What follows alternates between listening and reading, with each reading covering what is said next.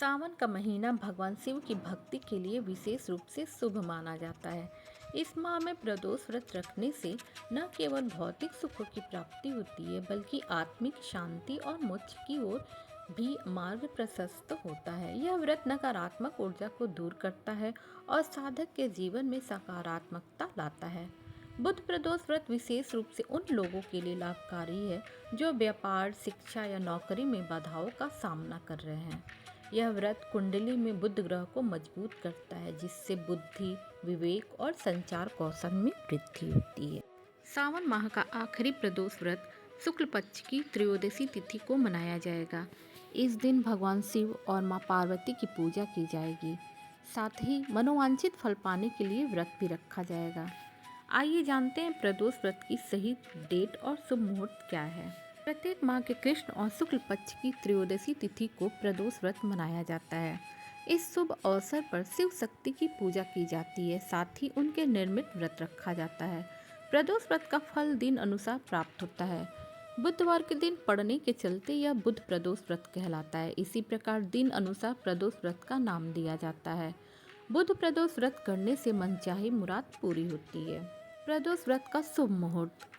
हिंदू पंचांग के अनुसार सावन माह के शुक्ल पक्ष की त्रयोदशी तिथि की शुरुआत 6 अगस्त को दोपहर 2:08 पर होगी। वहीं 7 अगस्त को दोपहर 2:27 पर त्रयोदशी तिथि की समाप्ति होगी।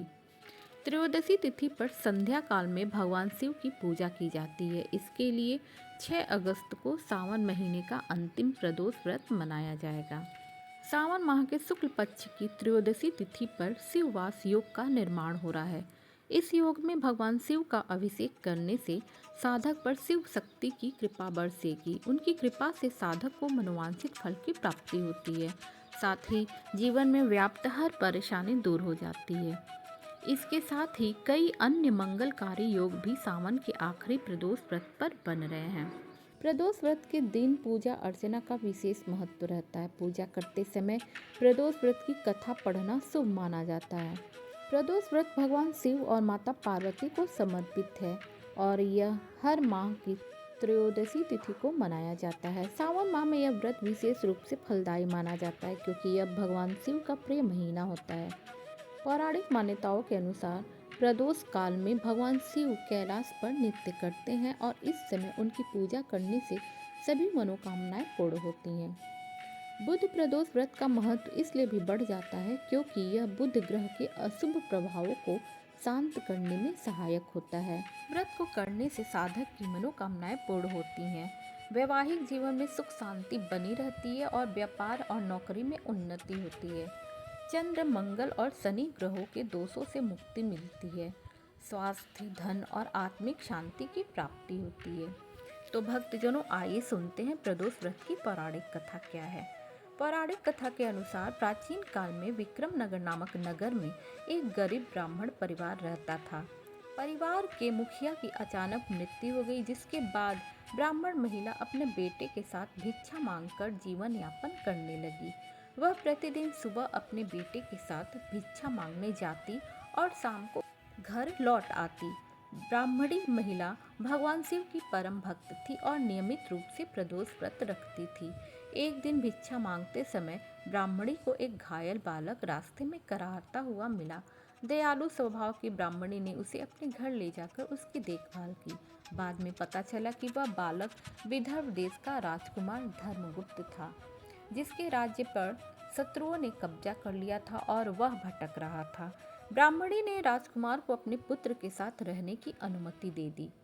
एक बार ब्राह्मणी अपने पुत्र और राजकुमार को लेकर ऋषि सांडिल्य के आश्रम में गई।